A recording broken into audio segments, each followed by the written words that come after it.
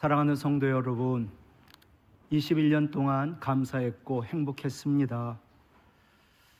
제가 59년부터 도운동교회를 나왔습니다. 그래서 24년, 5년 이 교회에서 생활을 하고 유치부, 유년주일학교, 중등부, 고등부, 청년부, 그리고 결혼까지, 그리고 대학 교수로 제가 갔다가 바로 지금과 같은 상황에서 김명성 장로님을 통하여 제가 연결이 되고, 그래서 도운동교회에 오게 되었습니다. 모교회에서 목회하는 것이 참으로 어려웠고, 우리 어머님은 너 목사 되는 거 진짜 싫다, 목사 안수 받을 때 전혀 오지 않았습니다. 아버지, 도운동교회 올 때 우리 교회 장로님이십니다. 너 우리 교회 절대로 오지 마라. 아버님 얘기해요. 우리 교회 엄청 어렵다. 우리 교회 당회 너 못 견딘다. 오지 마라. 아버님이 딱 그 얘기 하셨어요. 그리고 21년 은혜로 여기까지 온 것 모두 하나님 은혜요, 모든 성도들의 사랑과 긍휼인 줄로 믿습니다. 같이 인사하지요. 사랑하고 축복합니다. 2023년 마지막 주일, 21년 세월이 쏜살같이 지나갔습니다. 도운동교회에서의 45년이 홀딱. 시간에 대한 이런 글이 있어요. 미워할 때는 시간이 멈춰 있는 듯 일각여 삼추고, 일각이란 말이 시계를 1시간으로 해서 4등분을 할 때 4분의 1조각 15분을 말합니다. 15분이 삼추 3번의 가을 3년 같고, 사랑할 때는 시간이 쏜살 같아 어떻게 해요? 삼추 3번의 가을 3년이 일각 15분 같다. 미움은 시간을 고문하며 달려가지 않는다고 성화를 내고, 사랑은 시간에 고삐를 매놓고도 빠르다고 아쉬워한다. 미워하는 사람에게 시간은 큰 형벌이나 사랑하는 사람에게 시간은 늘 아쉬움이기에 하나님은 사랑하는 자에게 영원을 선물로 주신다. 하나님 많이 사랑하시고 또 이웃 교회를 사랑하시기를 바랍니다. 참으로 저 좋아하는 말씀이 창세기 29장 20절입니다. 야곱이 라헬을 얼마나 사랑했든지 그를 위하여 7년 동안 라반을 섬겼으나 그를 같이 읽을까요? 사랑하는 까닭에 7년이 며칠같이 여겼더라. 아멘. 여러분, 사랑은요, 한많은 세월도 불확실한 미래까지 정복합니다. 우리 모든 성도님들 늘 사랑해가지고 시간이 물 흐르듯 지나 같이 영원에 이르기를 바랍니다. 사람은 영원을 모두 사모합니다. 그러나 모든 인생은 오늘 본문처럼 만물과 함께 종말이 있습니다. 개인적인 종말도 있고 우주적인 종말도 있고, 그러므로 종말을 의식하며 살라.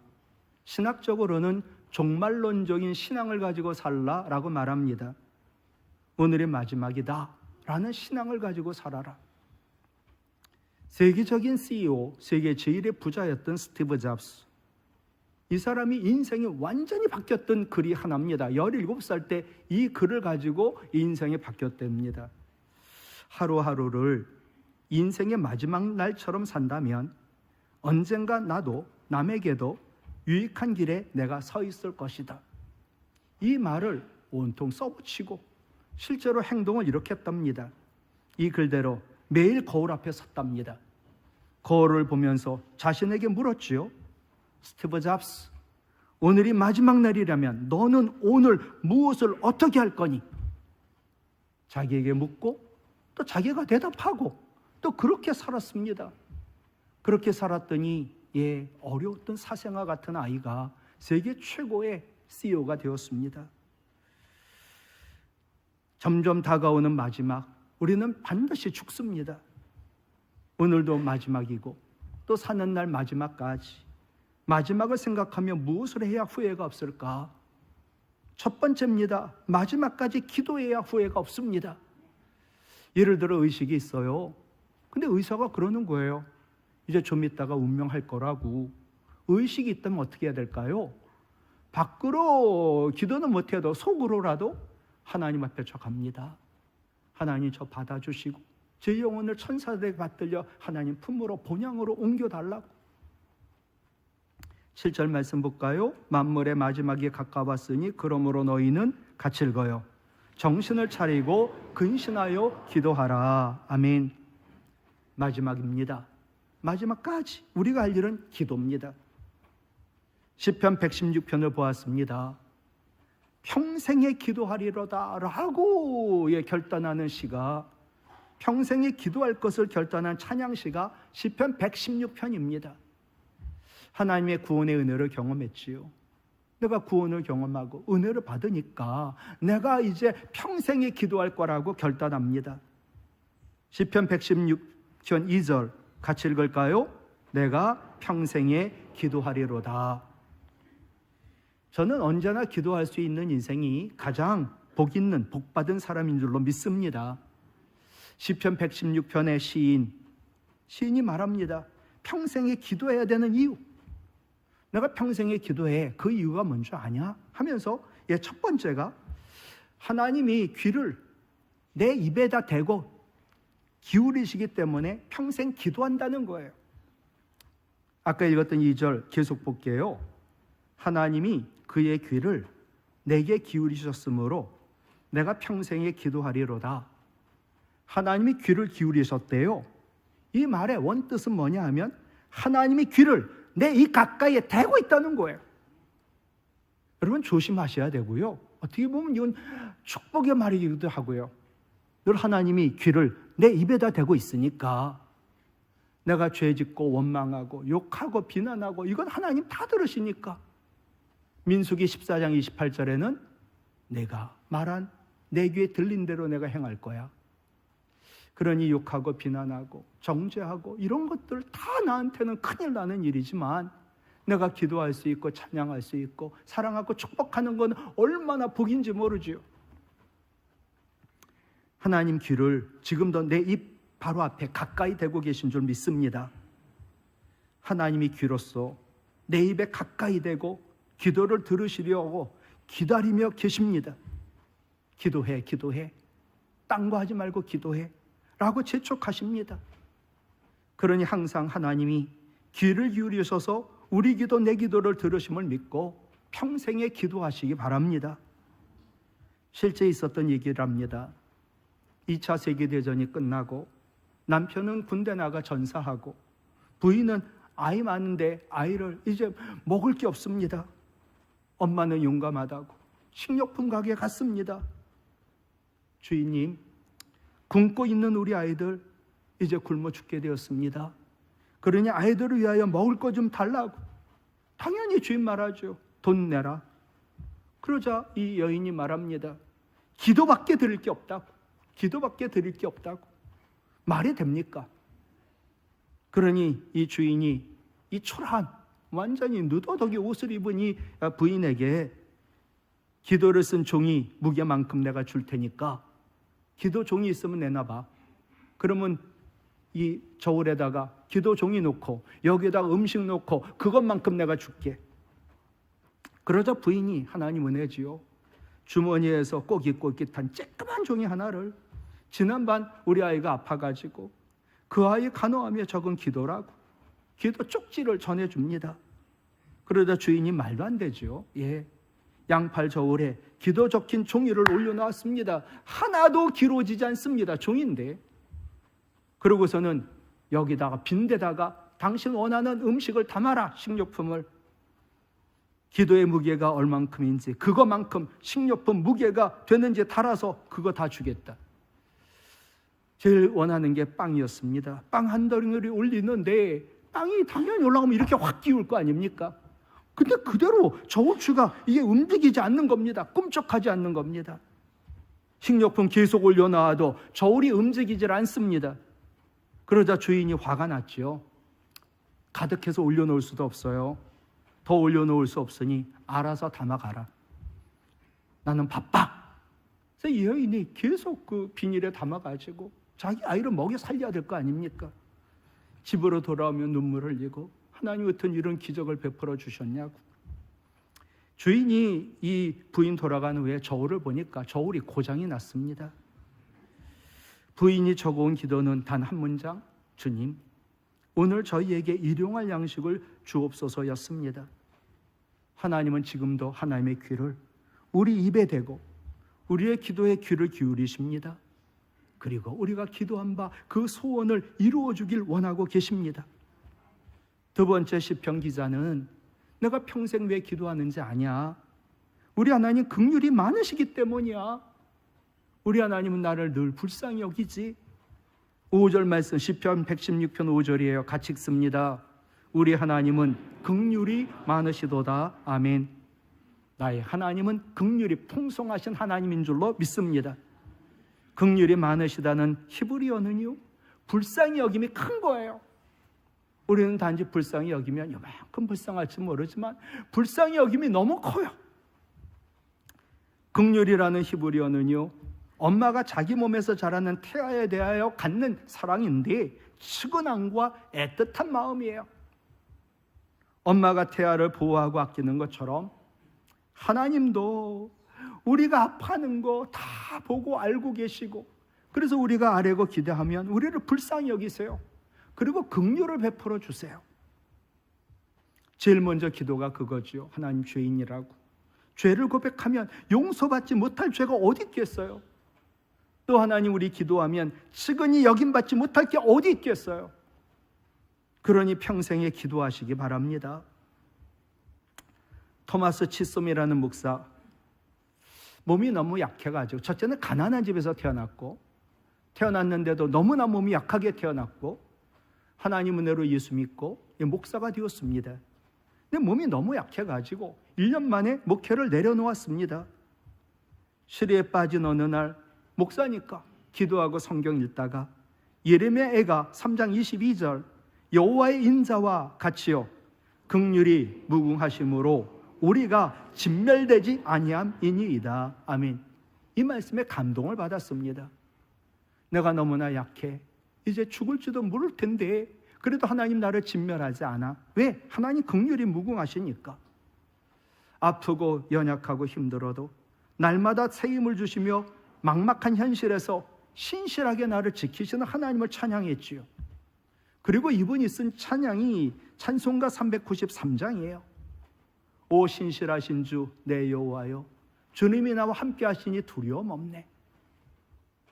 이분이요, 몸도 약하고요, 병이 있고요, 그런 고난에도 늘 하나님 찬양하며 기도하자. 하나님 기적이지요. 이 오래된 사람인데 94세까지 장수하며 1200편의 찬송시를 쓰고 늘 이분은 고백합니다. 긍휼히 하신 하나님이 나의 하나님이라. 사랑하는 성도 여러분, 평생 하나님 은혜 가운데 살도록 긍휼을 베푸시는 하나님을 신뢰하며 평생에 기도하시기를 바랍니다. 또 시편 기자는 세 번째로 모든 넘어짐에서 나를 건지시니까 나는 평생에 기도한다고. 시편 116편 8절 같이 읽어요. 주께서 내 영혼을 사망에서 내 눈을 눈물에서 내 발을 넘어짐에서 건지셨나이다. 아멘. 우리 하나님은요, 사망에서 눈물에서 넘어짐에서 우리를 건지시는 구원의 하나님이십니다. 시인은 기도했더니 하나님의 살 수 없을 정도로 아픈 고통을 제거하여 나를 건져주셨으므로 내가, 이 시인은 사망의 위기에서 벗어났다라고 고백합니다. 여러분, 사망과 모든 눈물과 모든 넘어짐에서 우리를 건지실 수 있는 분, 오직 죽은 자를 다시 살리시고 없는 것을 있는 것으로 부르시는 하나님만이신 줄로 믿습니다. 그 하나님만 의지하며 평생 기도해야 합니다. 오직 기도만이 살 길이니까. 난방 텐트라고 들어보셨나요? 난방 텐트를 생산하는 벤처기업 바이미암이라고 하는 벤처기업의 대표가 김민욱이라는 분입니다. 이분이 목사의 아들입니다. 개척교회 목사님, 얼마나 가난하고 힘들겠어요. 세상의 목사님, 뇌종양으로 쓰러졌어요. 간호하던 어머니, 유방암 판정받았어요. 목사인 아버지는 뇌종양, 사모인 어머니는 유방암. 매달 500만 원 병원비를 위하여 대학을 휴학했습니다. 그리고 온갖 일을 다 했답니다. 신문 배달, 우유, 전단지 나누기, 길거리에서 물건 팔고 지하철에서 팔고. 이분의 간증이니까 새벽 4시 반 새벽 예배할 때 일어나 이때부터 완전히 낮 12시, 또 다음날 밤 12시, 그 다음날 새벽 1시까지 도대체 몇 시간입니까? 22시간 반? 온갖 일을 다 했답니다. 그러면서 이분이 간증하세요. 너무나 힘든 시기였지만 하나님 돈 버는 원리를 깨닫게 해준 시간이었다. 이번 지하철에서 휴지 팔았답니다. 잡혀가기도 하고 끌려가기도 하고, 친구들이 있는 그 대학교 앞에 길에서 주스 팔았답니다. 그런데 깨달았지요. 신명기 8장 18절 말씀처럼 하나님이 나에게 재물 얻을 능력을 주셨음을 알게 되었습니다. 이분은 돈이 굴러다니는 게 보인답니다. 그래서 말합니다. 고난이 유익이라. 그리고 우리에게 권면하지요. 하나님이 건지시면 모든 절망 이길 수 있다고. 모든 넘어짐에서 건지시는 하나님께 평생 기도하며 살라고. 오늘이 내 인생의 마지막이라면 여러분은 무엇을 하시겠습니까? 하나님이 귀를 내 귀에 대고 계시니까 하나님 내 귀에, 내 기도에 귀 기울이심을 믿고 평생 기도하시기 바랍니다. 긍휼이 많으신 하나님 나를 긍휼히 불쌍히 여겨달라고. 그러면 반드시 응답하심을 믿고 평생 기도하시기 바랍니다. 그리고 모든 넘어짐에서 건지시는 하나님 믿고 평생의 기도하심으로 이 시인처럼 늘 하나님 은혜를 경험하며 하나님을 늘 찬양하는 우리 성도와 교회가 되시기를 주님의 이름으로 축복합니다. 두 번째로 마지막까지 해야 할 일은 사랑입니다. 마지막까지 사랑해야 후회가 없습니다. 8절 무엇보다도 뜨겁게 서로 사랑할지니, 같이 읽을까요? 사랑은 허다한 죄를 덮느니라. 하여튼 남의 죄 덮어주지 않으면 사랑이 아닙니다. 사랑은 죄를 덮는 것인데요, 이 죄를 덮는다는 원어의 뜻이 뭐냐? 누가 죄를 지었어요? 그 죄를 무시하고 강구한다는 뜻이 아니에요. 죄 지은 거 알아요. 죄 지은 그 사람을 불쌍히 여기며 용서한다는 뜻이거든요. 그러므로 사랑이란 뭐냐? 죄 지은 자, 그를 불쌍히 여기는 긍휼과 그를 용서하는 용서가 사랑이에요. 내가 누구를 사랑한다? 참 그 사람 불쌍하다. 참 그 사람 나를 아프게 했지만 용서한다. 그게 사랑이에요. 먼저 사랑은 긍휼이지요. 하나님이 죄인인 날 불쌍히 여겨가지고 구원의 은혜를 주셨어요. 믿으십니까? 하나님 나를 긍휼히 불쌍히 여겨가지고 죄인인 나를 구원의 은혜를 주셨단 말이에요. 받은 은혜 가지고 우리가 해야 될 일이 긍휼이에요. 남을 불쌍히 긍휼히 여겨야 우리 가운데 평강이 임하는 거예요. 사도 요한이요, 요한 2서 한 장밖에 없어요. 3절에 같이 읽을게요. 은혜와 긍휼과 평강이 우리와 함께 있으리라. 순서가 뭐예요? 다시 은혜와 긍휼과 평강. 사도 바울도 똑같더라고요.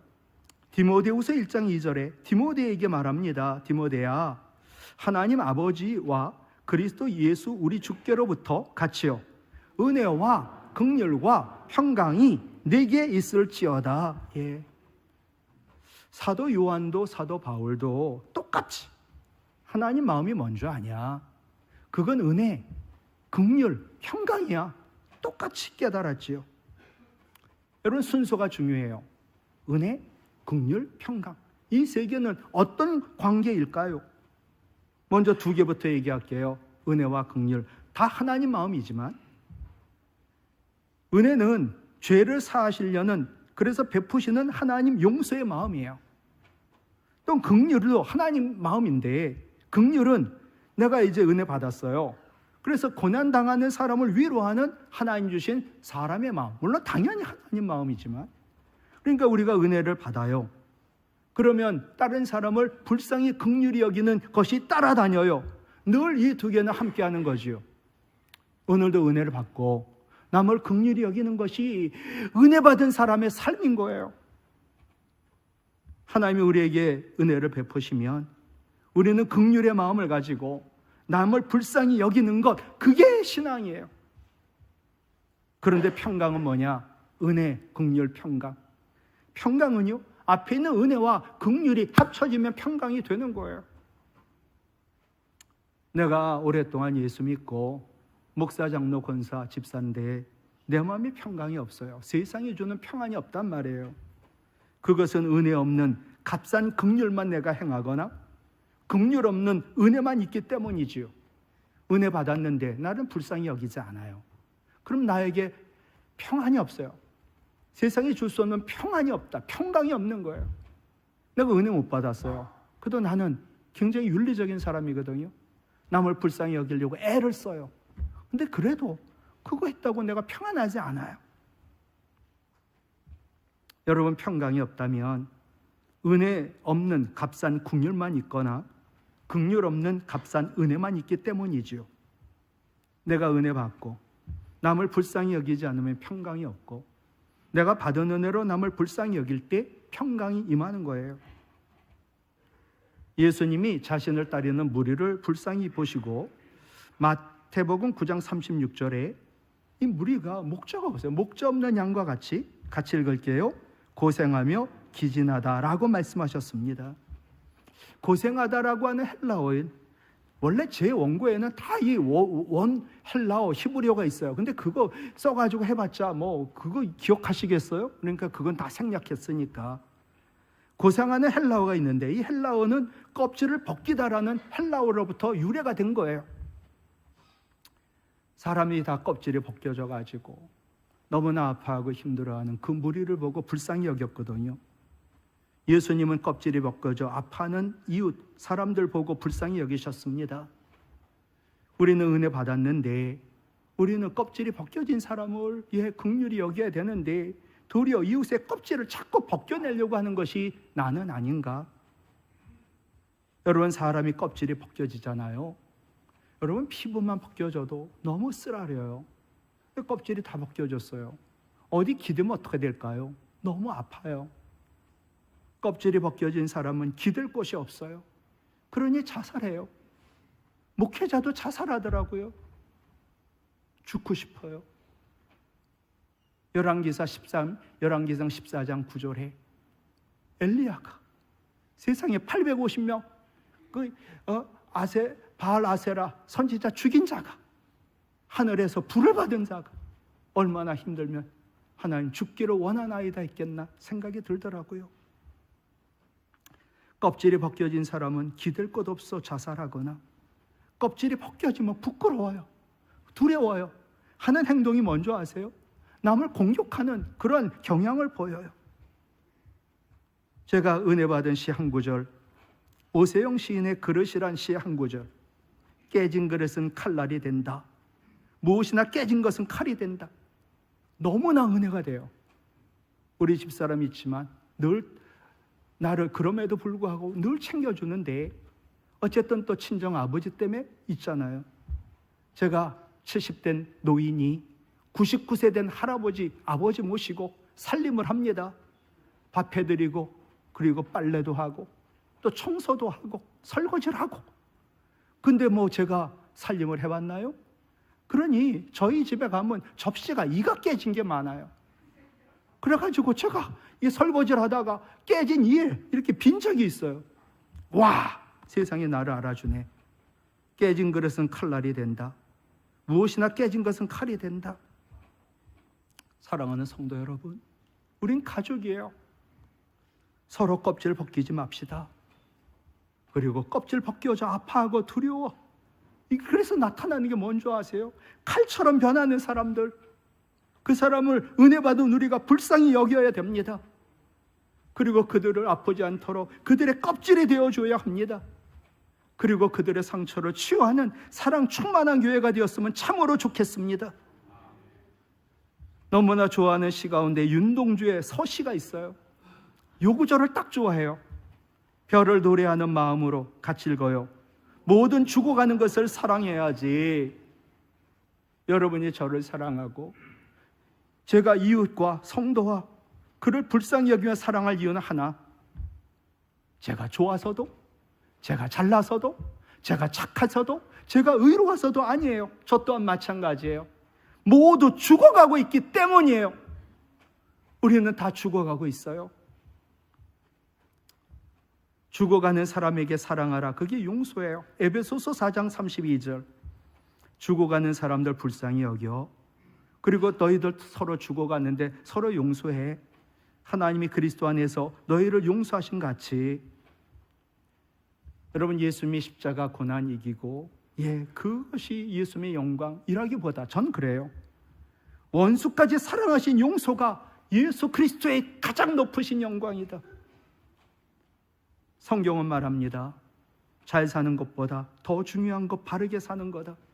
바르게 사는 것보다 더 중요한 건 용서하며 사는 거다. 옳고 그름보다 더 중요한 건 용서하는 사랑이다.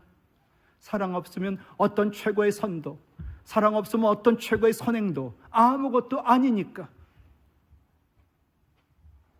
예수님처럼 마음으로부터 용서하려면 어떻게 해야 될까? 용서해야 되는데 어떻게 하면 되지? 마태복음 18장에 보면 1만 달란트 탕감받은 자가 100데나리온 빚진 자를 용서 못한 그 비유를 예수님 말씀하셨어요. 첫 번째, 남을 용서해야 되는 이유는 우리가 너무나 큰 빚을 탕감받아 큰 용서받은 사람이기 때문이에요. 여러분, 우리는 도저히 갚을 수 없는 그 죄를 용서받은 자예요. 그러니까 용서해야 된다는 거예요. 1만 달란트 빚으로 인해 1만 달란트가요, 지금으로 환산하면 10조 원이에요. 10조 원. 이거는 어느 누구도 평생, 아니 100년, 1000년, 만년 살아도 못 갚아요. 어마어마한 돈이에요. 1만 달란트 빚졌죠. 이거 못 갚으니까 어떡합니까? 나도, 내 아내도, 자식, 손주까지 모두 노예로 팔려가요. 그러자 신하가 살려달라고 임금님께 무릎을 꿇고 엎드려가지고, 임금님, 제발 우리 노예로 팔지 말고 기다려만 달라고. 임금님 압니다. 신하가 지은 빚이 너무 커요. 기한 연장한다고 도저히 갚을 수 없어요. 이걸 알고 불쌍히 여겨가지고 탕감의 은혜를 베풀었어요. 그러니 이 사람은 그동안 억눌렀던 중압감과 내가 빚진 자라고 죄책감에서 해방이 돼가지고 하늘을 날듯 얼마나 기쁘고 날뛰었는지. 사랑하는 성도 여러분, 죄인인 우리를 불쌍히 여기신 하나님의 죄 용서 은혜로 우리는 갚을 수 없는 죄가 사함받고 구원을 선물로 받았음을 기억하시기를 바랍니다. 나는 엄청난 용서를 받았다. 그래서 두 번째, 하나님의 엄청난 큰 용서를 기억하고 서로 용서해야 한다. 1만 달란트 탕감받은 종이요, 너무나 기뻐가지고 집으로 돌아갑니다. 근데 길에서 동료를 만났어요. 근데 그는 나에게 100데나리온 빚진 자예요. 여러분, 1만 달란트와 100데나리온 얘기했죠? 60만 대 1이라고. 그래서 제가 표현을 그렇게 했어요. 밥그릇이, 밥알이 누가 세워봤나 봐요. 5천 알이 들어간대요. 그러면 60만 개의 밥알은 120그릇이에요. 그냥 예를 드는 거야. 120그릇의 밥을 내가 은혜로 받았어요. 근데 나에게 빚진 자, 나를 아프게 하고 그런 자는 밥알 하나를 가져간 거라는 거예요. 너 밥알을 60만 개 받았잖아. 근데 그 사람이 네 밥알 하나 가져갔다고 왜 그를 용서 못하니? 그런 비유였거든요. 100데나리온 빚진 자 멱살 잡고 붙잡고 빨리 빚 갚으라고 독촉하자. 그 동료가 무릎 꿇고, 친구 조금만 기다려줘, 조금만 기다려줘.